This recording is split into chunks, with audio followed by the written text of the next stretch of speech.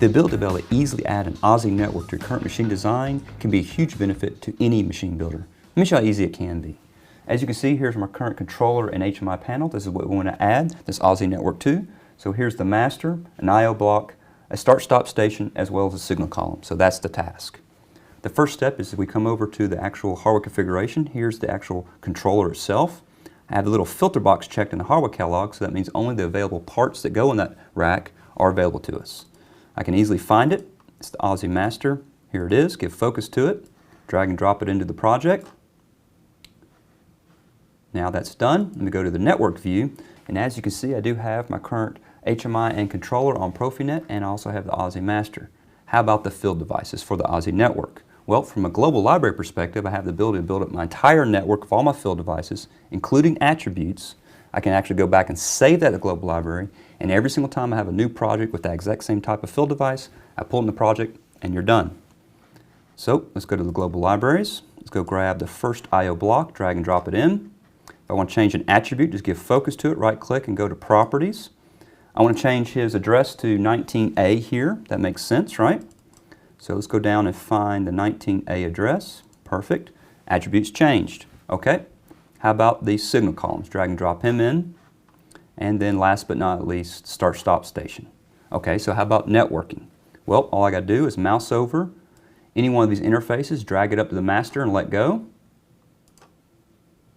And let me go grab the next one. And as you can see, just like PROFIBUS and PROFINET, networking can be that easy.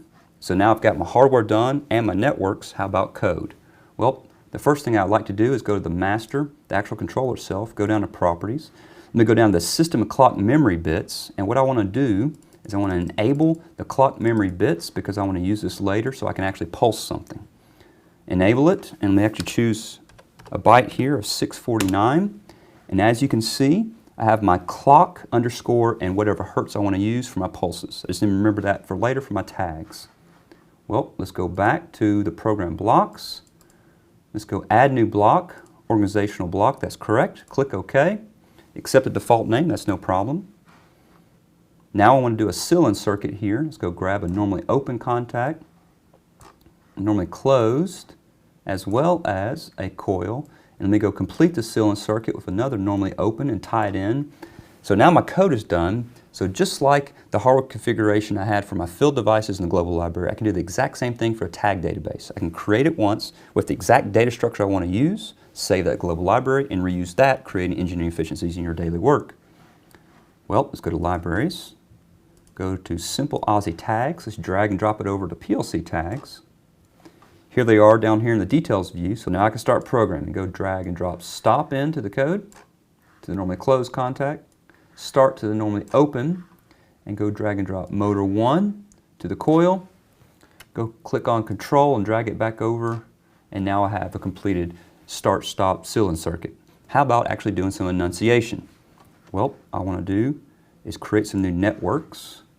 Go grab a normally open contact as well as a coil. I want to go over here to network 2 and just copy and paste this in a couple of times. I'm going to create 3 networks. Now that I've done that, I'm going to go give focus to them, and I want to use the motor 1 coil as anything to use in our normal code to enunciate. If that coil is actually pulled in, that means we're going to enunciate something, start, stop, whatever. Well, all I got to do is go grab him, drag and drop him in, and I want to go grab start stop tag for this exact start stop station, because you see I have one actual LED, and if it's high, you're going to see it turn on. If it's low, it's going to be turned off. So let's go grab that tag for our start stop station. There it is. I can go back and grab the motor 1, click on control and drag it down. I can actually do that twice. So now I want to enunciate with our signal column. So let's go grab machine run, drag that over to our next coil, and then machine stop is our next one. However, I have to have the inverse state for our yellow LED, and what I need to go do is change that contact to a normally closed contact. Okay, so I've got all my code enunciation. How about faults and diagnostics? Well, I've got one more line here. What I want to do is go grab the fault LED here, and it just happens to be the red LED in this particular configuration. And I also want to actually be able to pulse this red LED so you can see anything from a machine faulting perspective.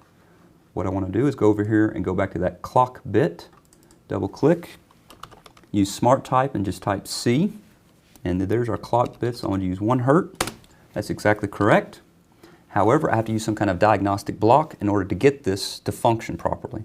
If I go back to my instructions,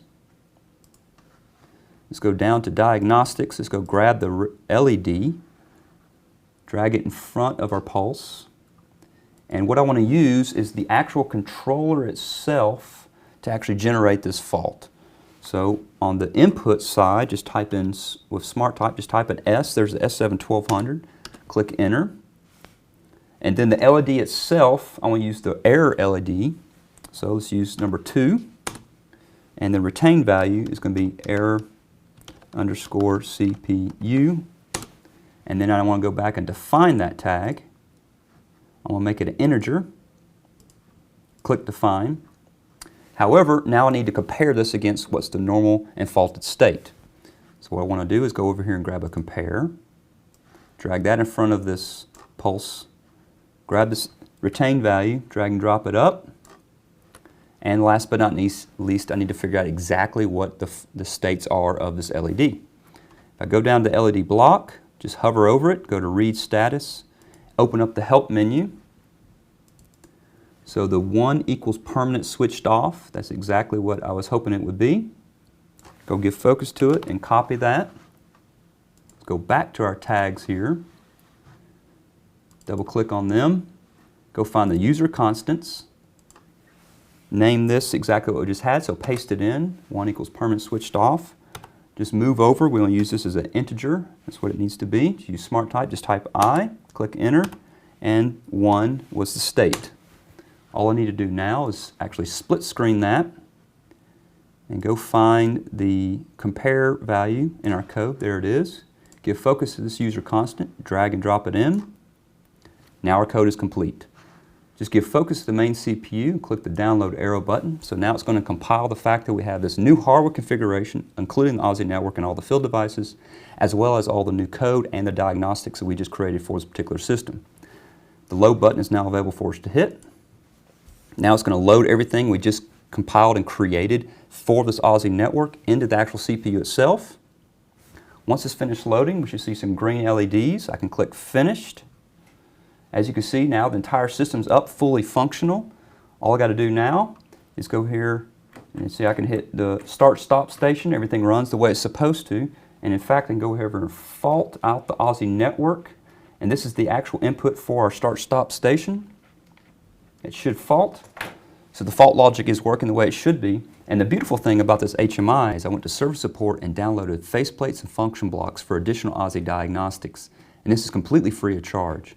If I come over here to faceplate and hit Start Aussie Diagnostic, as you can see, I do have a fault on address 5. That is the Start-Stop station. And in fact, it's a hardware configuration error. So that means that the Aussie network is not plugged in.